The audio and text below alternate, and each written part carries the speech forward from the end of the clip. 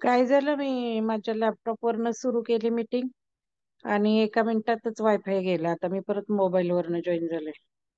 हो. मॅडम चालू केलंय रेकॉर्डिंग. आता केलं. हो हो. हा हा. बोला चला, मॅडम. काल आपण हम्म. 4 समाज बघितले, 3ऱ्या दशकातले. आता 5व्या समासास आपण सुरुवात करूया. काल आपण असं बघितलं की मनुष्य स्वतःहून, जो आत्मा असतो तो स्वतःहून गर्भप्रवेश करतो आणि ह्या सर्व जंजाळामध्ये स्वतःहून पडतो, जसं की आ बैल मुझे मार. आणि त्याला वाटत असतं की मनुष्य जन्म घेऊन आपल्याला खूप काहीतरी छान अचीव करायला मिळेल, पण तसं काही नसतं. मनुष्य जन्म कोण मग तो कुठेही घेऊ दे, कोणत्याही घरात असू दे, कितीही श्रीमंत गरीब कसाही असू दे, पण प्रत्येकाला मनुष्य जन्म घेतला म्हणजे दुःखातूनच, दुःखाचाच तो प्रवास असतो. सुख पाहता जवा पाडे, दुःख पर्वता एवढे, अशीच त्याची अवस्था होते. सगळीकडे त्याला अगदी गर्भवासापासून शेवटी मृत्यू येईपर्यंत त्याला सगळीकडे यातना आणि तापच सहन करायला लागतो. जेव्हा तुम्ही ऐकलं असेल, रामदास स्वामी हे एकच असे आपल्याला माहिती आहेत की जे लग्नवेदीवर ते उभे होते. लग्नासाठी त्यांना लग्न ठरवलं होतं. पूर्वी लवकर लग्न होत असत. लग्नवेदीवर उभे असताना शुभमंगल सावधान हे जे म्हणतात ना, मंगलाष्टक म्हणताना, ते शुभमंगल सावधान ऐकून ते तिथून पळून गेले होते लग्नाच्या जंजाळातून मुक्त होण्यासाठी, आणि तेव्हापासूनच भक्ती मार्गाला लागले होते. आणि आपण बघा, मंगलाष्टक चालू असताना कमीत कमी 7 ते 8 वेळा आपल्याला इशारा दिलेला असतो, शुभमंगल सावधान. गुरुजी किंवा भटजीच तो इशारा देतात असं नाही, तर जे सगळे जमलेले लोक असतात ते आपल्यावरती अक्षता टाकत असताना ते सुद्धा आपल्याला म्हणत असतात शुभमंगल सावधान. पण आपण त्याकडे दुर्लक्ष करतो आणि आपण फक्त वरमाला घालण्यासाठी आतुर झालेलो असतो. एक रामदासच ऐसे की शुभमंगल सावधान हे ऐकून ते पळून गेले आणि त्यांनी गृहस्थाश्रमाच्या किंवा पुढील आयुष्यात जो त्रास येणार आहे लग्न केल्यामुळे, त्या त्रासातून स्वतःची मुक्तता करून घेतली. आता आपण पहिल्या समासामध्ये असं बघितलेलं आहे की किती त्याच्यावर लग्न केल्यामुळे संकट येतात. आधी लग्न लग्न लग्न, मग लग्न केल्यावर मुलं बाळ होत नसतात म्हणून उपास तापास नवस, मग मुलं बाळ व्हायला लागतात. मग पैसा कमी पडतो, पैसा संपतो म्हणून कर्ज, मग एक कर्ज फेडायला दुसरं कर्ज, तेही कमी पडतं म्हणून मग परदेशात देश सोडला जातो. असे सगळी त्याची वाताहत मनुष्य जन्माची दाखवलेली आहे. बघा आता, श्रीराम समाज 5वा. पुढे गेला विदेशासी, प्राणी लागला व्यासंगासी, आपल्या जीवेशी सोसी नाना श्रम. ऐसा दुस्तर संसार, करिता कष्टला थोर, पुढे 2-4 संवत्सर द्रव्य मिळविले. सवेची आला देशासी, ते आवर्षण पडले देशी, तेथे गुणे मनुष्यांसी बहुत कष्ट झाले. एकांच्या बैसल्या अमृत कळा, एकांचा चंद्री लागली डोळा, एके कापती चळचळा दैन्यवाणी. एके दिन रूप बैसली, एके सुजली, एके मेली, ऐसी कन्या पुत्र देखिली अकस्मात डोळा. तेणे बहुत दुःखी झाला, देखून या उघडा आला, प्राणी आक्रंदू लागला दैन्यवाणा. तवती अवधी सावध झाली, म्हणती बाबा बाबा जेऊ घाली, अन्ना लागी मिडकली झडा घालती. गाठोडे सोडून पाहती, हाता पडले तेची खाती, काही तोंडी काही हाती, प्राण जाती निघून. आता इथे असं वर्णन केलेलं आहे की हा परदेशातून पैसे मिळवून परत आला, गाठोडं घेऊन परत आला, तर बघतो काय त्यावेळेच्या दुष्काळाचं वर्णन इथे केलेलं आहे. परत आला तर सगळी दुष्काळ, आपल्या देशामध्ये दुष्काळ त्याच्या पडलेला होता. अन्नान्न दशा झाली होती, मुलं बाळ अगदी खायला नसल्यामुळे अगदी आधाशासारखी मिळेल ते खात होती, त्यांना काही स्वच्छता नाही, आंघोळ पांघोळ नाही, काही नाही, अशी अतिशय दयनीय अवस्था त्याची झालेली होती. खूप यातना, खूप यातना. त्याने घरात येऊन पाहिले तर काही पोरांपैकी गालफडे बसलेली, कोणाचे डोळे निस्तेज झालेले, कोणी दीन होऊन थरथरा कापत होते. हे दृश्य पाहून त्याला अतिशय दुःख झाले, भडभडून आले आणि तो रडू लागला. मग बाबा बाबा जेवायला द्या, जेवायला द्या म्हणून त्याच्या अंगाला ती बिलगू लागली. त्याच्या हातातलं गाठोडं पडलं त्यांनी काही जो खाऊ आणला होता त्याच्यावर सगळ्यांनी झडप घातली. त्याच्यामध्ये काही अजीर्ण होऊन मेली, काही अतिशय तापाने किंवा अतिशय घाईघाईने जेवताना मेली, असे वर्णन केलेलं आहे, दुष्काळाचं वर्णन केलेलं आहे. म्हणजे सांगायचं तात्पर्य असं की तुम्ही परदेशात जाऊन पैसे मिळवून आणले तर ते त्याचे क्षणार्धात संपून गेले इकडे, कारण दुष्काळ पडला होता, सगळ्यांची अन्नदशा झालेली होती. काही दिवसांनी एक दोन मग अशा रीतीने बहुतेक त्याची पोरे मरून गेली, एवढी नवसा साहेबांनी केलेली. एक दोन जी उरली ती आई मेली म्हणून दिनवाणी झाली. काही दिवसांनी परिस्थिती सुधारली. आता 2-3 काय ती पोरं उरली होती. दुष्काळामध्ये बायको मरून गेलेली होती. मग पुन्हा लोक बघा टपलेलेच असतात आणि आपण लोकांचं ऐकून सुद्धा पुष्कळदा नुकसान करून घेतो. ते पण इथे रामदासांनी सांगितलंय. लोकांनी भरीच घातलं त्याला, म्हणून त्यांनी तिसरे लग्न केले. आता नवरा म्हातारा, बायको तरुण, त्यांचा तो वेगळाच प्रॉब्लेम असतो. तोही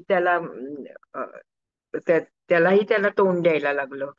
मुलांना वाढवणारं घरात कोण नाही, रोज आपल्या हाताने अन्न शिजवायला लागतं. त्या स्वयंपाकाचा त्याला फारच त्रास वाटू लागला. लोकांनी आग्रह केले म्हणून पुन्हा लग्न केले. जवळ जो थोडा पैसा होता तो सगळा लग्नात खर्च झाला. बायको म्हणाली जा परत पैसा मिळवून आणा. म्हणजे जे प्रेम लग्न झाल्या झाल्या जे तो आई बापांना विसरून बायकोवर प्रेम करत होता, ते सगळं प्रेम आटलेलं होतं. दुसरं लग्न, तिसरं लग्न, प्रपंच वाढलेला, आईबाप सोडलेले, कोणाचा आधार नाही. तर बायको म्हणाली की जा पुन्हा परदेशात जा आणि पैसा मिळवा. आता पैसा हवा म्हणून पुन्हा परदेशी गेला. पैसा मिळवून परत आला. घरी येऊन पाहतो तर ती तिसरी बायको आणि ती सावत्र मुलं, त्यांची कडाक्याची भांडणं चालू होती. मुलं आणि बायको घर मालकीण, बायको लहान होती वयाने, मुलं मोठी, सावत्र मुलं पहिली, तर ती घर मालकीण झाली होती. मुलांना ते पाहावेना, ते तिचा द्वेष करू लागले. बाप झाला होता म्हातारा, तो दुबळा झाला. घरात सदा भांडण होऊ लागले, कोणी कोणाचे ऐकेना. बायकोवर प्रेम जडले होते. एकमेकांच्या मनात एकमेकांबद्दल संशय येऊ लागला. तरुण बायको, म्हातारा नवरा, त्यांचे आपसात पटेना, कशातही कोणाचंच एकमत होईना. म्हणून मग त्यांनी काय केलं, पंच बोलवले गावातले आणि पंचाने वाटे केले. काय जे उरलं होतं त्याचे वाटे केले, पण ते मुलांना पटले नाही. वाटण्यांचा निकाल लागला नाही. शेवटी पुन्हा भांडण, बाप लेकांचं सुद्धा भांडण झालं. तिथे मुलं बापाला मारायला उठली, आई ओरडू लागली. मग आई ओरडू लागल्यावर सगळी गावातली लोक जमली. तर त्यांनी बघितलं काय, तर आई रडतीये, मुलं बापाला मारतायत. लोक काय उभं राहून मजा बघू लागले आणि म्हणू लागले छान छान, एवढ्या कष्ट करून आणि नवसायास करून एवढी मुलं झाली आणि आता तीच बापाला मारतायत. बापाच्या चांगलीच कामी आली मुलं. असे पापमय भांडण पाहून सर्वांनाच आश्चर्य वाटले. मग तेथे जमलेल्या लोकांनी ते भांडण एकदाचे मिटवले. पंचांनी निकाल दिला आणि त्यांच्यात सारखे वाटे केले. अशा रीतीने बापलेकांचे भांडण संपले. पण बाप तरुण स्त्रीला घेऊन वेगळा राहू लागला. तेवढ्यात परचक्र आले. शत्रूंनी बाईला पळवून नेले, तिला भ्रष्ट केले, बापाला वेगळे केले, त्याला राहायला एक खोपट बांधून दिले आणि त्या स्त्रीचे मन सुद्धा आता त्या म्हाताऱ्यावरून उडून गेले. बायको तरुण, नवरा म्हातारा, त्यामुळे ती बाहेर खेळली झाली. तिसरं कोणी नाही. आणि शेवटी शेवटी राहत होते दोघ जण. नवीन बायको सुंदर, सद्गुणी, चतुर आणि आपले भाग्य मोठे म्हणून म्हातारपणात आपल्याला अशी बायको मिळाली असं त्याला वाटत होतं. तेवढ्या चतुराला चीजवस्तू लुटून नेली, बायको गेली, सगळंच त्याचं सगळंच गेलं. मुलांनी टाकलं, मुलांनी मारलं, बायको सोडून गेली, भ्रष्ट झाली. तर मग त्याला खूपच वाईट वाटायला लागलं. डाव्या उजव्या कुशीवर तो गडबडा लोळू लागला. त्याच्या डोळ्यांना अश्रुधारा लागल्या. आता त्याला जो पैसा परदेशात जाऊन मिळवला होता तो तिसऱ्या लग्नासाठी खर्च झाला होता आणि आता काय बायको पण गेली. आता त्याला देव आठवू लागला. 32व्या ह्याच्यामध्ये म्हटलेलं आहे, द्रव्य होते मिळवले तेही लग्नास वेचले, कांतेसेही धरून नेले दुराचारी. मलाही वृद्धप्य आले, लेकी वेगळे घातले, आहा देवा ओढवले अदृष्ट माझे. द्रव्य नाही, कांता नाही, ठाव नाही, शक्ती नाही, देवा मजला कोणीच नाही तुझ्याशिवाय. पूर्वी देव नाही पूजला, वैभव देखो न भुलला, सखी प्राणी प्रस्तावला वृद्धपणी. देह अत्यंत खंगले, सर्वांग वाळून गेले, वातपित्त उसळले, कंठ दाटला कफे, वळे जिव्ह्याची बोबडी, कफेट कंठ घडघडी, दुर्गंधी सुटली तोंडी, नाकी श्लेष्मा वाहे, मान कापे चळाचळा, डोळे गळती भळाभळा, वृद्धपणी अवकळा ठाकून आली. बघा, आता त्याला देव आठवू लागला. देवा वाचून आता आपले कोणीच नाही. मग तो म्हणू लागला, आता देव आठवला. जेव्हा सर्व काही व्यवस्थित होतं, तरुण पण होतं, तेव्हाच भक्ती मार्गाला लागायला पाहिजे असं रामदास स्वामी सांगतायत. सगळं उपभोगून झालं आणि मग अन्नान्न दशा झाली, म्हातारा झाला, वृद्धत्व आलं, देह अत्यंत क्षीण झाला आणि मग मात्र त्याला देव आठवला. आणि आता देवा वाचून कोणी नाही असं त्याला वाटू लागलं. डोळ्यांना दिसेना, कानांनी शब्द येईना, दमा वाढला, पायातली शक्ती गेली, म्हणून पडूनच राहू, आपण म्हणतो ना बेड रिडन, तसा पडूनच राहिला. भूक लागली तर ती आवरेना, वेळेवर खायला मिळेना, मिळाले तर दात नव्हते म्हणून चावून खाता येईना, चावून खाता येऊना म्हणून गिळावे लागले, गिळावे लागले म्हणून त्याचे अपचन झाले, अपचन झाले म्हणून पोट बिघडले. तर असं सगळं, आणि तो बेड रिडन असल्यामुळे सगळं त्याचं अंथरुणातच व्हायला लागलं. तर असं त्यांनी नंतर वृद्धपणाचं, सगळ्यांच्या वाट्याला ही अवस्था येतेच असं नाही, पण येऊ शकते. त्यांनी एक एक उदाहरण घेऊन दाखवून दिलं आहे की मनुष्य जन्मामध्ये काय काय भोग असतात. देह सगळा पराधीन झाला, स्नेही सोबती येत असत, लांबूनच चौकशी करून जात असत. अशा अवस्थेत आता लोक म्हणू लागले, लोकच काय घरातले पण म्हणू लागले, मरेल तर सुटेल, हा अजून मरत का नाही, हा अजून मरत का नाही. ज्यांना जन्मल्यापासून पोसले मुलं, वाढवले, तेच उलट जातात, शत्रुत्व करतात, आणि माणसावर कठीण प्रसंग येतो तसा ह्याच्यावर कठीण प्रसंग आला. जन्मभर सुखासाठी धडपड करून अखेर दुःखच पदरात पडते, असाच जीवनाचा स्वभाव आहे. जन्मभर केलेला स्वार्थ व्यर्थ जातो, त्याचा काहीही उपयोग होत नाही. संसार फार म्हणजे फारच कठीण आहे, म्हणून एकतर त्याच्यात पडूच नये, किंवा पडलं तर ईश्वराला कधीही विसरू नये, ईश्वर भक्ती करत राहावं, भगवंताला शरण जावं. तारुण्य गेले, बळ गेले, संसार करण्याची हौस गेली, शरीर आणि संपत्ती यांचा नाश झाला. मरणाच्या वेळी कठीण प्रसंग येऊन उभा ठाकला. जन्मभर सुखासाठी श्रम केले, पण अखेर मिळाले काय, तर दुःखाने यातना सोसाव्या लागल्या. आणि मरणानंतर यमयातनांचा धोका तो आहे निराळाच. म्हणजे जन्मण्याच्या पूर्वी कुठला धोका होता, गर्भवासामध्ये त्याला अतिशय त्रास सहन करायला लागला, आणि नंतर तो आठवत नाही, पण त्या छोट्याशा गर्भाला त्या पाण्यामध्ये तरंगत असतो, हातपायाची जुडी केलेली, नाक तोंड वगैरे सगळं बंद असतं, नळीतून श्वासोश्वास, नळीतूनच अन्न पाणी. तर त्यात अशा रीतीने 9 महिने 9 दिवस तो तिथे राहिलेला असतो. तिथे पण यातना असतात. नंतर दिवस जन्मभर तेच सुरू असतं, त्याला काही एकही सुखाचा दिवस दिसत नाही, जन्मभर यातना. आणि आता त्याला म्हातार झाल्यावरती, तो अंथरुणाला खेळल्यावरती त्याला आता यम येईल, घेऊन जाईल, आणि यमयातना काय असतात त्याची भीती वाटू लागली. म्हणजे सर्वत्र रामदासांना सांगायचं आहे की सर्वत्र तुम्हाला पहिल्यापासून दुःखच भोगायला लागतं, असा हा मनुष्य जन्म आहे. तर हे मानवा, तू सावध हो. जन्म अवघा दुःख मुळ, आणि सगळ्याच मूळ तुम्ही जन्माला आलात हेच आहे. जन्म अवघा दुःख मुळ, लागती दुःखाचे इंगळ, म्हणून या तात्काळ स्वहित करावे. असो ऐसे वृद्धपण, सकळासा आहे दारुण, म्हणून या शरण भगवंतास जावे. पुढे वृद्धीस तत्वता गर्भी प्रस्तावा होता, तोची आल्या मागुता अंतकाळी, म्हणून मागुते जन्मांतर, प्राप्त मातेचे उदर, संसार हा अति दुस्तर, तोची ठाकूनी आला. भगवत जना वाचुनी, चुकेना हे जन्म येऊनी, तापत्रयांची जाचणी सांगितली आहे पुढे. म्हणजे भगवत जना वाचुनी, तुम्ही भक्ती केली पाहिजे, पहिल्यापासून भगवंताला शरण गेलं पाहिजे. ते तसं केलं नाही तर तुम्ही परत परत जन्म मरणाच्या फेऱ्यामध्ये अडकून राहाल. चुकेना हे जन्म योनी, तापत्रयांची जाचणी सांगितली पुढे. आणि मग 3 ताप जे आहेत, त्या 3 तापांचं वर्णन, मनुष्य जन्माला आला की मग 3 ताप त्याला सोसावे लागतात, त्या तापांचं वर्णन इथे केलेलं आढळतं. तर काय आहे ते तापांचं वर्णन बघा. तापत्रयाचे लक्षण आता सांगितलेले निरूपण श्रोत्री करावे श्रवण एकाग्र होऊनी. जो तापत्रय पोळला तो संत संगे निवाला. आर्तभूत तोषला पदार्थ जेवी. क्षुधाक्रांतास मिळे अन्न तृषाक्रांतास जीवन. बंदी पडिल्याचे बंधन तोडिता सुख. महापुरे जाजावला तो पैलतीरास नेला. का तो स्वप्नीचा चैला स्वप्न दुःखी. कोणी एकासी मरण येता दिले जीवदान. संकटास निवारण तोडिता सुख. मानवी जीवनात दुःख आहे याबद्दल कोणाला संशय येणे शक्य नाही. या दुःखाचे अधिभौतिक, आध्यात्मिक आणि अधिदैविक असे 3 भेद असतात. जी आपण जी दुःख भोगतो त्याची 3 भाग, आता 3 प्रकार रामदास स्वामी इथे सांगतायत. अधिभौतिक, आध्यात्मिक आणि अधिवैदिक.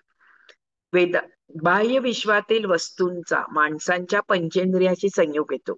बाहेर जी सगळी या वस्तू पसरलेल्या आहेत, उपभोग आहेत, उपभोग्य वस्तू आहेत, त्याचा जो पंचेंद्रियांशी संबंध येतो, त्यामुळे जी दुःखे भोगावी लागतात त्याला अधिभौतिक दुःख म्हणतात. बाह्य संयोगा वाचून उद्भवलेली दुःख असतात त्यांना आध्यात्मिक दुःख म्हणतात. आणि देवतांच्या कोपामुळे, पूर्वकर्मामुळे भोगाव्या लागणाऱ्या दुःखांना अधिवैदिक दुःखे असे म्हणतात. यातील मर्म असे की पिंड आणि परिस्थिती यांच्या परस्पर क्रिया प्रतिक्रियांनी जीवन चालते. आईच्या पोटात आल्यापासूनच जीवाचा परिस्थितीशी संबंध येत जातो. देह सुटेपर्यंत तो राहतो. पिंड व परिस्थिती यांच्या खेचाखेचीत पिंडावर प्रतिकूल आघात होतात. त्यांना संत ताप असे म्हणतात. माणसाला त्याच्या जीवनात स्वतःच्या देहापासूनच ताप होतो, मनापासून ताप होतो, इतर प्राण्यांपासून ताप होतो, माणसांपासून ताप होतो, हवा, पाणी, वीज, अग्नी, नैसर्गिक शक्तींपासून ताप होतो.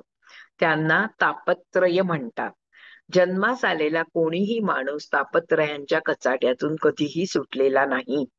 माणसाला दुःख नको असते तरी ते त्याला भोगावेच लागते. ते किती प्रकाराने भोगावे लागते याचे सविस्तर वर्णन आता या समासामध्ये, पुढील 3 समासात त्यांनी म्हटलंय, 3 समासामध्ये केलेलं आहे. जीवनातील नाना प्रकारच्या दुःखाने माणूस गांजला म्हणजेच तो जीवनाचा खरा अर्थ किंवा परमार्थ शोधू लागतो. त्यात त्याला सत्संगती लाभली की तो बरोबर भगवंताच्या मार्गाला लागतो. म्हणजे दुःखामुळे, दुःख जेव्हा येतं तेव्हा आपल्याला भगवंताची आठवण होते. जेव्हा सुख असतं तेव्हा आपण देवाकडे दुर्लक्ष करतो. तर रामदास स्वामी सांगतात की तुम्ही सुरुवातीपासून सुख असो दुःख असो तुम्ही भगवंताला शरण जा आणि भक्ती मार्गाचा अवलंब करा, तर तुमचे दुःख नष्ट तर होणार नाही, पण दुःख सहन करण्याची शक्ती तुम्हाला मिळेल. मी आता तापत्रयांच्या लक्षणांचे नीट वर्णन करतो. मन एकाग्र करून श्रोते हो तुम्ही ऐका. जो तापत्रयाने पोळलेला असतो तो संतांच्या संगतीने निवतो म्हणजे शांत होतो. भक्ती मार्ग अवलंबला, ध्यानधारणा सुरू केली की तापत्रयांच्या एकंदर संगतीने आपल्याला जो तापत्रयाने पोळलेला जो जीव असतो तो आपला शांत होतो. आपल्याला थोडासा तरी धीर येतो, थोडस तरी आपल्याला समाधान आणि सुख वाटायला लागतं. एखादी वस्तू हवी म्हणून विव्हळ झालेल्या माणसाला ती वस्तू मिळाली की संतोष होतो. तसेच दुःखी माणसाला सत्संगाने समाधान मिळत असते. भुकेल्या माणसाला अन्न मिळाले, तहानलेल्या माणसाला पाणी मिळाले, कैदी बंधनातून सुटून मुक्त झाला तर त्यांना जे सुख होते तेच सुख भक्ती मार्गाचा अवलंब केल्यामुळे मिळते. महापुरात सापडून घाबरलेल्या माणसाला परतीराला नेले किंवा वाईट स्वप्नाने दुःखी झालेल्या माणसाला जागे केले, मरणाच्या दाराची पडलेल्या माणसाला जीवदान मिळाले म्हणजे ते सुख होते, संकटातून सोडवले म्हणजे सुख होते. तर ही सगळी सुख असतात. सुख कोणत्या कोणत्या प्रकारची, छोट्या छोट्या गोष्टीतली सुख आणि समाधान असतात. तर ती छोट्या छोट्या गोष्टी, भुकेलेल्याला अन्न मिळाले, खूप तहान लागली असताना आपण घटाघटा पाणी प्यायल्यावर म्हणतो ना जरा बरं वाटतंय, तशा छोट्या छोट्या गोष्टीतलं जे सुख असतं तशा प्रकारचं सुख तुम्ही भक्ती मार्गाचा अवलंब केला की तुम्हाला मिळेल. त्यामुळे सुरुवातीपासूनच तुम्ही भक्ती मार्गाचा अवलंब करावा. एखाद्या रोगाला अनुभव सिद्ध म्हणजे खात्रीचे आणि उत्तम औषध मिळाले तर त्याचा रोग जातो आणि मग त्याला आनंद होतो. त्याचप्रमाणे संसारातील दुःखाने गांजलेला आणि त्रिविध तापाने पोळलेला माणूस परमार्थ मिळवण्यास लायक होतो. त्रिविध तापांची लक्षणे सांगणारे 3 श्लोक आहेत. त्याचा अर्थ बघा. ते त्रिविध ताप कसे आहेत म्हणाल तर मी आता सांगतो तसे आहेत. त्यांच्याविषयी एक आधार वचन आहे. आता ह्या श्लोकांचा अर्थ आपण बघूया. एक ताप आध्यात्मिक, दुजा तो अधिभौतिक, तिसरा अधिदैविक ताप जाणावा. आध्यात्मिक तो कोण, कैसी त्याची ओळखण, आदिभूतिकाचे लक्षण जाणीजे कैसे, आदिदैविक तो कैसा, कवण तयाची दशा, हेची विशद कळे ऐसा विस्तारकीचे. हा जी म्हणून वक्ता ज्याला कथा विस्तारिता, आध्यात्मिक तापाता सावधपणे ऐका. देह, इंद्रिय आणि प्राण याचे योगे आपण सुख दुःख सेणे जाण, याचे नाव आध्यात्मिक. देहामधून जे आले, इंद्रिये प्राणी दुःख झाले, ते आध्यात्मिक बोलिये तापत्रयी. देहामधून काय आले, प्राणे कोण दुःख झाले, आता हे विशद केले पाहिजे की. आता बघा हो कोणता कोणता हा ताप आहे वेगवेगळ्या प्रकारचा. तर देह, इंद्रिये आणि प्राण यांच्यामुळे जे सुख दुःख प्राप्त होते म्हणजे आपल्या शरीरामुळे, पंचेंद्रियांमुळे आणि प्राण याच्यामुळे जे सुख दुःख प्राप्त होते म्हणजे भोगावे लागते, त्याला आध्यात्मिक ताप असे म्हणतात. आणि माणसांना त्यापासून दुःखच होते. सर्व भूतांच्या संयोगाने जे सुख दुःख उत्पन्न होते तो दुसरा ताप असून तो मोठा क्लेशदायक आहे आणि तो खरोखर अधिभौतिक ताप आहे. सर्व भूतांच्या संयोगाने, बाहेरील गोष्टी, बाहेर अनेक व्यक्तींशी आपला संबंध येतो वगैरे, किंवा पंचमहाभूतांचा संबंध येतो, त्याच्यामुळे जो ताप होतो त्याला अधिभौतिक ताप असे म्हटले आहे. आणि चांगल्या वाईट कर्माप्रमाणे मेल्यावर यमयातना, स्वर्ग, नरक वगैरे इतर जे भोग भोगावे लागतात त्याला अधिदैविक ताप असे म्हटले आहे. एक ताप आध्यात्मिक, दुसरा ताप अधिभौतिक आणि तिसरा ताप अधिदैविक असे 3 ताप समजावे. आता प्रथम आध्यात्मिक तापाची व्याख्या आणि प्रधान लक्षणे सांगूया किंवा बघूया.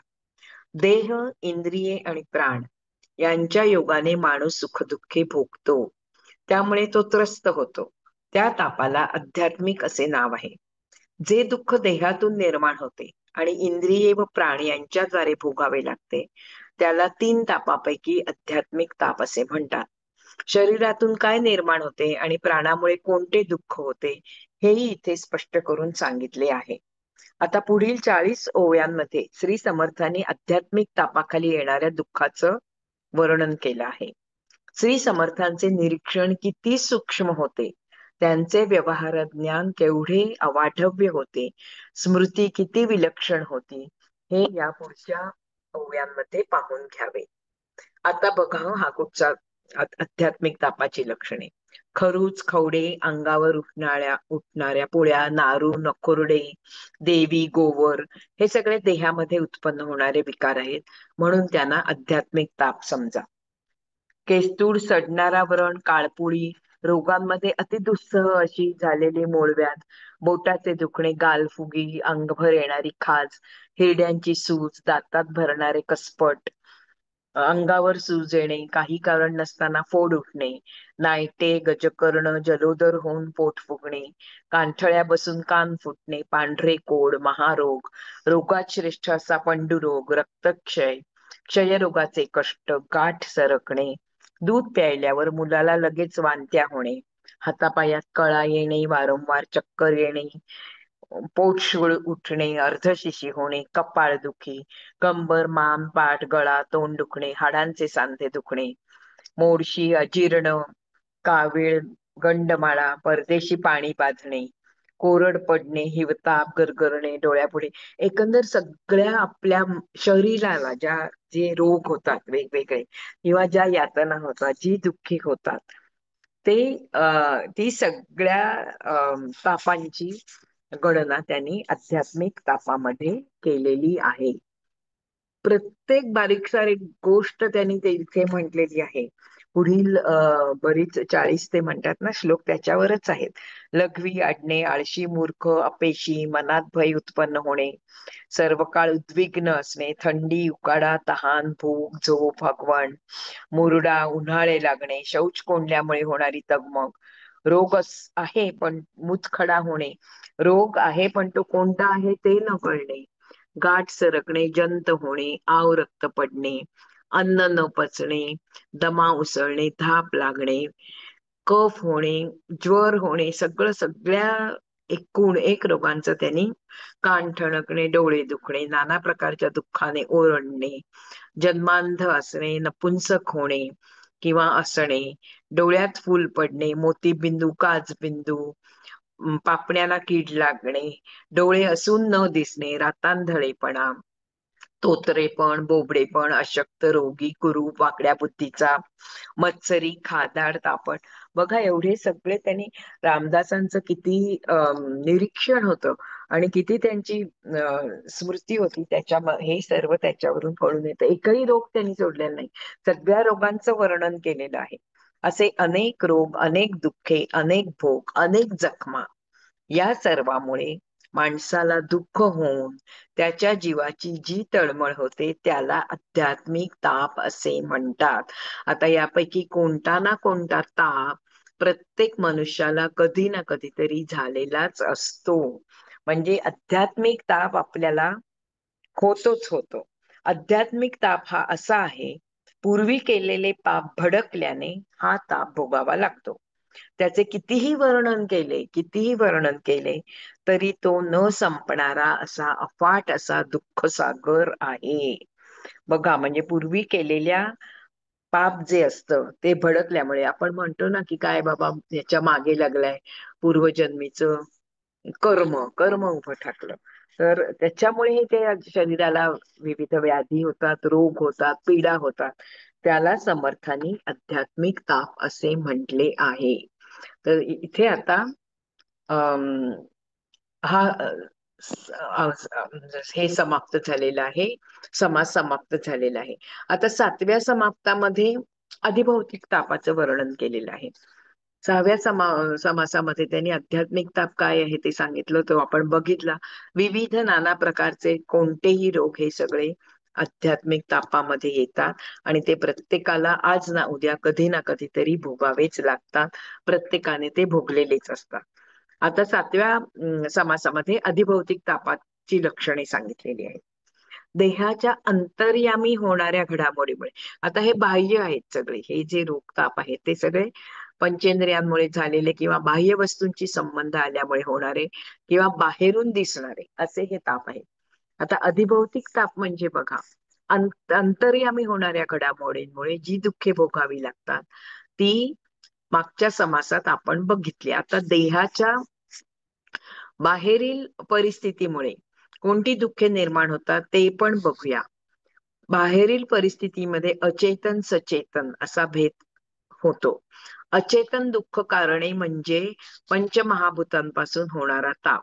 सचेतन म्हणजे जीव जंतू, जनावरे, माणसे यांच्याकडून होणारे दुःख. माणसाला माणसांकडून होणारे दुःख सर्वात दुस्सह असते.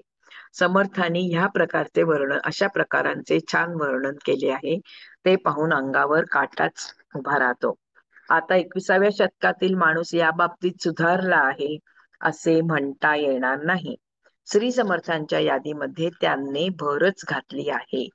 या समासात देखील समर्थांचे अगाध व्यवहार ज्ञान आपल्याला दिसून येतं. मागील समासात आध्यात्मिक तापाची लक्षणे सविस्तर सांगितली. आता अधिभौतिक ताप कोणता ते बघूया. भूतमात्राच्या म्हणजे बाह्य पदार्थाच्या संयोगाने जे सुखदुःख निर्माण होते त्या दुसऱ्या तापसंतापाला यथार्थ रीतीने अधिभौतिक असे म्हणतात. सर्व भूतांच्या संयोगाने जे सुखदुःख उत्पन्न होते त्यांचा ताप होऊन मन दुःखी होते, बेचैन होते, तोच अधिभौतिक ताप होय. अधिभौतिक तापाची लक्षणे अगदी स्वच्छ आणि सोप्या रीतीने वर्णन करून सांगतो. ती श्रोते हो तुम्ही ऐका, म्हणजे तापत्रय तुम्हाला संपूर्णपणे कळतील. ठेचा लागणे, काटे मोडणे, हत्यारांचे घाव लागणे, शरीरात काटा जाणे, चोळट्या सराटे लागणे, अंगाची आग करणारी आग्या वनस्पती अंगास लागणे, खाज येणे, खरूज होणे, गांधील माशी येऊन चावणे, माशी, गोमाशी, मोहोळ माशी, मुंगी, तेलमुंगी, डास, रक्त शोषणारे किडे अंगावर येऊन चावणे किंवा चिकटणे, पिसवा, पिसोळे, चाचड म्हणजे तांबडे मुंगळे, काळे मुंगळे, ढेकूण, इसब उत्पन्न करणारे किडे, भुंगे, गोचिडे, विंचू, साप, वाघ, लांडगे, डुक्कर, साळू, सांबर, रानगाई, रानम्हशी, रानबैल, अस्वले, रानहत्ती, पक्ष्यांची पिसे, किड्यांचा दंश, जनावरांचा मार, मगरीने ओढून नेणे, एकाएकी पाण्यात बुडणे, पाय घसरून ओढ्यात पडणे, विषारी सर्प, अजगर, मगरी, इतर जलचर प्राणी, अनेक जंगली जनावरे यांच्यापासून ताप होणे, घोडा, बैल, गाढव, कुत्रे, डुक्कर, कोल्हे, मांजर या प्रकारच्या क्रूर पशूंपासून दुःख होणे, अशी कर्कश, भयंकर, नाना रीतीने यातना देणारी अनेक असह्य दुःखे आहेत. भिंत अंगावर पडणे, गच्ची अंगावर पडणे, भुयार कोसळणे, झाडे अंगावर पडून अवयव मोडणे, दुसऱ्यांनी दिलेला शाप बांधणे, जादूटोणा केला असता होणारा त्रास, अकारण वेड लागणे, कुणीतरी फसवणे, कुणीतरी धर्मभ्रष्ट करणे, कुणीतरी धरून नेणे, कुणी विष देणे, कुणीतरी खोटा आळ घेणे, कुणीतरी फास घालणे, कल्पना नसताना बिब्बा उतणे, धुराने जीव घाबरा होणे, शेराच्या झाडाचा चीक लागणे, बारीक सारीक त्यांनी वर्णन केली आहेत. मोठ्या विंचवावर पाय पडणे, दगडाखाली हात जाणे, पळताना धावताना अडखळून पडणे, विहीर, हौद, तलाव, मोठा खळगा, कडा, नदीचा काठ इत्यादी मध्ये पडणे, किल्ल्यावरून खाली पडणे, झाडावरून पडणे, थंडीने ओठ फुटणे, हातपाय टाचा यांना भेगा पडणे, हातापायाची बोटे कुजणे, खाता पिताना गरम तोंडात जाऊन जीभ पोळणे, दातांवर दात करणे, दातांना फटी पडणे, लहानपणी परावलंबी असल्याने शिव्या आणि मार खावे लागणे, मुलींना सासूरवासापायी होणारे दुःख, चूक झाली की कान पिळला जाणे, निरंतर धारेवर धरले जाणे, दुष्ट माणसांनी नाना तऱ्हेची मारहाण करणे, मुलींना माहेर दुरावणे, कानाला नाकाला भोके पाडणे, जबरदस्तीने गोंदणे, जरा चूक झाली की आगीचे चटके देणे, शत्रूच्या हल्ल्यात पकडणे जाणे, नीच जातीच्या लोकांना विकून टाकणे, त्यामुळे दुर्दशा होऊन मरण येते. आध्यात्मिक तापात सांगितलेले अनेक रोग होणे व त्यासाठी वैद्य मांत्रिक बोलावणे, रोग बरा व्हावा म्हणून अतिकडक औषधे जबरदस्तीने पाजणे, वनस्पतींचे रस, काढे व चाटणे घेताना जीव कासावीस होणे, जुलाब होण्यासाठी किंवा ओकारी होण्यासाठी दिलेली औषध, कठीण पथ्य, औषध घेण्याची रीत चुकल्याने होणारे क्लेश, शरीराची चिडपाड म्हणजे शस्त्रक्रिया, शस्त्राने शरीरातले रक्त काढणे, तापलेल्या सळईने शरीराला चोचवणे म्हणजे दाबून भुके पाडणे, बिब्बा घालणे, नाना दुःखांचे आघात, चिरा तोडणे, जळवा लागणे, कितीतरी रोग आणि कितीतरी औषधे, हे सांगू लागलं तर अमर्याद आहे. त्यांच्यामुळे यातना होतात. एक मांत्रिक बोलवला, त्याने धुराचा मारा केला. अशा नाना प्रकारच्या ज्या यातना आहेत त्या शहाण्याने अधिभौतिक जाणाव्या. चोरांनी दरोडा घातला, लोक छळू लागली, मनाला दुःख होते. आगीच्या जळाचे चटके बसल्याने यातना होऊन मन व्याकुळ होते. आर्थिक शारीरिक नुकसान झाले तर मन दुःखी होते. हे सर्व या तापामध्ये येते. कितीतरी सुंदर मंदिरे, जडजवाहरांचे साठे, सुंदर किमती वस्त्रे, धान्य पदार्थ, पशु, घरात साठवलेला पैसा, भांडी, वस्तू, माणसे, शेते, धान्य, गवताच्या गंजी, धान्यांचे ढिगारे, ऊस इत्यादी सर्व एकाकी जळून जाणे, चोरी होऊन वरील सर्व वस्तू नाहीशा होणे, आग लागून अपघात होणे, हे सर्व माणसाच्या मनाला यातना देतात. तो अधिभौतिक ताप समजावा. वस्तू हरवणे, विसरणे, गमावणे, गहाळ होणे, फुटणे, पडणे, परत मिळणे अशक्य होणे, माणूस स्थानभ्रष्ट होणे, परदेशात हकालपट्टी होणे, पदभ्रष्ट होणे, जनावरे गायब होणे, मुले मुली बेपत्ता होणे, चोरांनी किंवा शत्रूने एकाएकी धाड घालून संहार करणे, घर लुटणे, धान्य कापून नेणे, केळी तोडणे, असे कुरूप कर्कश क्रूर स्वभावाची बायको मिळणे, मुलीला वैधव्य येणे, मुलगा मूर्ख असणे, यामुळे मनासारखा संसार नसणे, हे सगळी दुःख या तापामध्ये येतात. भूत पिशाच लागणे, अंगावरून वारे जाणे, मंत्राचा जप चुकल्याने भ्रम होणे, ब्रह्मसंबंध शरीरात शिरून बरेच वर्षे त्रास देणे, शनीची वाईट दशा येणे, इतर ग्रहांची वाईट दशा येणे, काळवार काळतिथी, चंद्राचे अशुभ योग, घात नक्षत्र, शिंकेचा अपशकुन, पालीची चुकचुक, बघा काहीही त्यांनी सोडलेलं नाहीये. हे सगळी विविध प्रकारची आपल्या रोजच्या आयुष्यात येणारी ही ज्या साध्या साध्या गोष्टी आहेत, हे प्रसंग घडत असतात, घटना घडत असतात. पाल अंगावर पडणे म्हणजे कोणत्याही प्रकारचा, घरासमोर कामाला जाताना मांजर आडवे जाणे, त्यालाही त्यांनी तो तापच म्हटलेला आहे. तर अशा रीतीने त्यांनी अगदी बारीक सारीक वर्णन केलेली आहेत आणि ही 7व्या समासामध्ये. आणि ही सगळी हे सगळे जे ताप आहेत मनाला होतात ते किंवा शरीराला होतात, ते सगळे तुम्ही आधी अधिभौतिक ताप समजावेत. ह्या पूर्ण समासामध्ये ह्या अधिभौतिक तापांचंच वर्णन केलेले आहेत. अगदी बारीक सारीक सगळं, म्हणजे सगळं वर्णन पूर्णपणे केलेलं आढळतं. कानात खुंट्या, दुःख, दारिद्र्य, कर्ज, परदेशी पळून जाणे, लूट होऊन नागवले जाणे, संकटे येणे, अंगावर जड वस्तू पडणे, वाईट अन्न खायला लागणे, कॉलोऱ्याची साथ येऊन हजारो माणसं मरणे, युद्ध सुरू होऊन पराजय होणे, युद्धामध्ये मृत्यू पावणे, जीवलगांचा मृत्यू, आधीच कठीण काळ असून दुष्काळ, मनात धाकधूक असून वेळ वाईट येणे, उद्वेग उत्पन्न होणे, काळजीने जीवाचे हाल होणे, त्याच्यानंतर जंगली जनावरांनी खाऊन टाकणे, लोकांनी कैद करणे, वाईट जागेत राहावे लागणे, त्यामुळे जीव घाबरणे, अनेक प्रकारचे अपमान होणे, त्यामुळे लाजिरवाणे वाटणे, अनेक प्रकारच्या दुःखाने खचून जाणे. आतापर्यंत वर्णन एकंदर 85 आहेत. हे वर्णन 85 श्लोकामध्ये ही हे सगळे वर्णन केलेले आहेत वेगवेगळ्या तापाचे. आतापर्यंत वर्णन केले अशा प्रकारचे दुःखाचे अमाप डोंगर आहेत, ते सगळे सांगता येणार, म्हणजे एवढे सगळे त्यांनी सांगितले आहेत बारीक सारे, तरी समर्थ म्हणतात की ते सगळे सांगता येणार नाहीत. पण जे येथे सांगितले आहेत त्यावरून श्रोत्यांनी अधिभौतिक तापाचा विचार समजून घ्यावा. 7व्या समासामध्ये अधिभौतिक तापावर विचार केलेला आहे. आता आपण पुढील समास बघूया. अधिदैविक ताप. मानवी जीवनात अनेक अनादी समस्या आहेत. त्यापैकी एक अशी की हे जग कर्मभूमी आहे. जसे करावे तसे त्याचे फळ मिळते, हा येथील नियम आहे. पण प्रत्यक्ष जीवनात काय आढळते? शरीर शक्तीच्या किंवा द्रव्य शक्तीच्या किंवा दंड शक्तीच्या जोरावर माणूस धडधडीत अनितीने व अन्यायाने स्वार्थ साधत असतो. त्याच्या वाईट कर्मांचे फळ त्याला येथे मिळत नाही, हे असे का?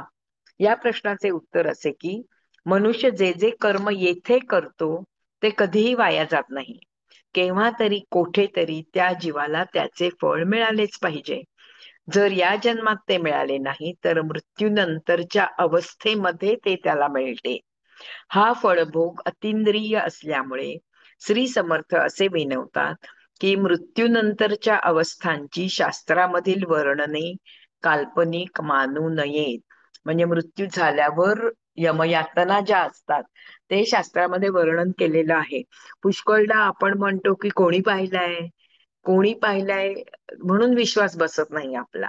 असेल किंवा नसेल असंही आपण म्हणतो, किंवा काहीतरी आहे, असं काही नसतं, एकदा माणूस गेला की गेला.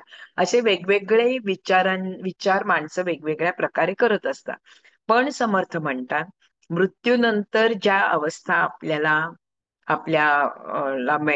आपल्यामध्ये येणार आहेत किंवा मृत्यूनंतर ज्या तापांचा किंवा ज्या दुःखांचा सामना करावा लागणार आहे त्याची वर्णने शास्त्रामध्ये दिलेली आहेत. ती काल्पनिक मानू नका. मृत्यूच्या पलीकडेही काहीतरी व्यवस्था आहे आणि तेथे या जगामध्ये केलेल्या कर्मांचा जाब द्यावाच लागतो, हे सुद्धा अतिशय खरे आहे. शास्त्रामध्ये त्याला यमयातना असे म्हणतात. ज्याला परमार्थ हवा त्याने या जगातील आपल्या जीवनात सत्कर्मांनाच वाहून घेतले पाहिजे, तर त्याची यमयातनांमधून थोडी का होईना सुटका होते. तर समास 8वा अधिदैविक ताप. शुभाशुभ कर्माने जना देहांती यमयातना स्वर्ग नरक भोग नाना या नाव अधिदैविक. नाना दोष नाना पातके मदांधपणे अविवेके केली परी ते दुःखदायके यमयातना भोगविती. अंग बळे द्रव्य बळे मनुष्य बळे राजबळे नाना सामर्थ्याने बळे अकृत्य करीती. नीती सोडून या देती करू नये ते करीती यमयातना भोगिती जीव जाये. नीती सांडून या तत्वता करू नये तेच करता यमयातना निश्चित हे समजावे. डोळे झाकून स्वार्थ बुद्धी नाना अभिलाष कुबुद्धी वृत्ती भूमी सीमा सांधी द्रव्य दारा पदार्थ मातले पण उन्मत्त जीवघात कुटुंबघात अप्रमाण क्रिया करीत म्हणून यमयातना. मर्यादा सांडून चालिती ग्रामादंडी ग्रामाधिपती देशादंडी देशाधिपती नीती न्याय सांडिता. देशाधिपतीस दंडिता रावो रायास दंडितो देवो राजा न करीते नीती न्यावो म्हणून यमयातना. अनितीने स्वार्थ पाहे राजा पापी होऊन राहे राज्या अंती नरक आहे म्हणून यमयातना. राजा सांडिता राजनीती तयास येम गांजिती येमनीती सांडिता धावती देवगण. ऐसी मर्यादा लाविली देवे म्हणून नीतीने वर्तावे नीती न्याय सांडिता भोगावे यमयातनेसी. देवे प्रेमिले यम म्हणून अधिदैविक नाम तृतीय ताप दुर्गम यमयातनेचा. येमदंड यमयातना शास्त्री बोलिले प्रकार नाना तो भोग कदापि चुकेना याचे नाव अधिदैविक. या श्लोकाचा अर्थ बघा. आपल्या चांगल्या वाईट कर्माप्रमाणे आपण मेल्यानंतर आपल्याला ज्या यमयातना किंवा स्वर्ग नरक यांचे भोग भोगावे लागतात त्यांना अधिदैविक ताप असे म्हणतात. श्री समर्थांचे सांगणे हे की मानवी समाजात अनेक शक्ती वावरतात.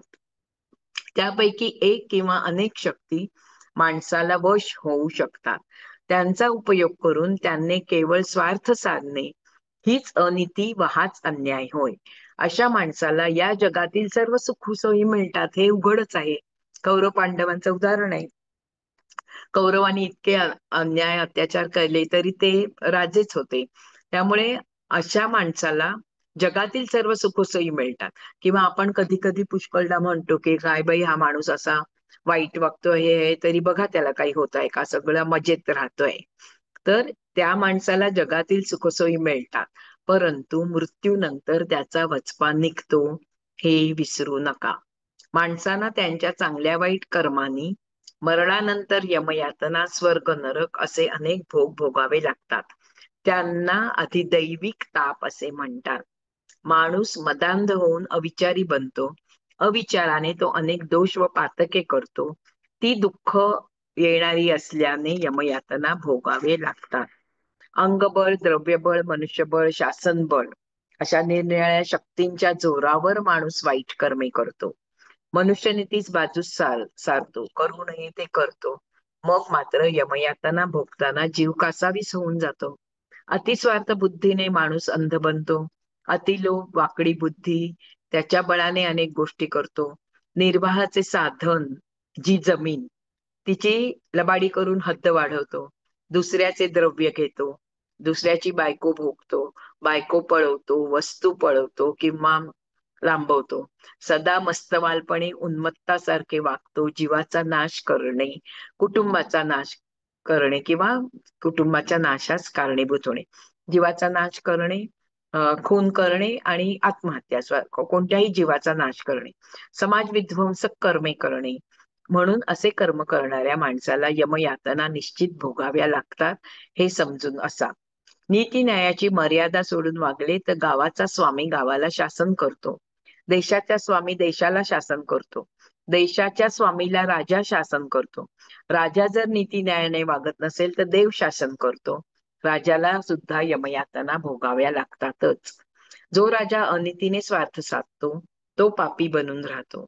त्याचे पाप साचत जाते, म्हणून तो मेल्यावर राज्य संपले की त्याला नरकवास मिळतो. आता राजा सध्याच्या ह्याच्यामध्ये जे मंत्री असतात त्यांना राजा धरायचे. जो राजा अनितीने स्वार्थ साधतो तो पापी होतो आणि त्याला मेल्यावर नरकवास मिळतो. राजाने राजाची आवश्यक नीती मर्यादा ओलांडली की त्याला यम शासन करतोच करतो. पण यमाने नीती मर्यादा सोडली तर देवगण धावून येतात आणि त्याला शासन करतो. म्हणजे तुम्ही कसेही वागा, तुमच्या वर शासन करणारं कोणीतरी आहेच. प्रत्यक्ष यमाने बघा नीती मर्यादा ओलांडली तर सगळे देवगण धावून येतात आणि मग त्या यमाला शासन करतात. भगवंताने अशी ही मर्यादा घालून दिली आहे. म्हणून हे जन हो, सर्वांनी नीतीने वागावे. नीती न्याय झुगारून वागल्यास यमयातना भोगाव्या लागतात. मरणोत्तर भोगांचे तंत्र कोणते ते आता समर्थ सांगत आहेत.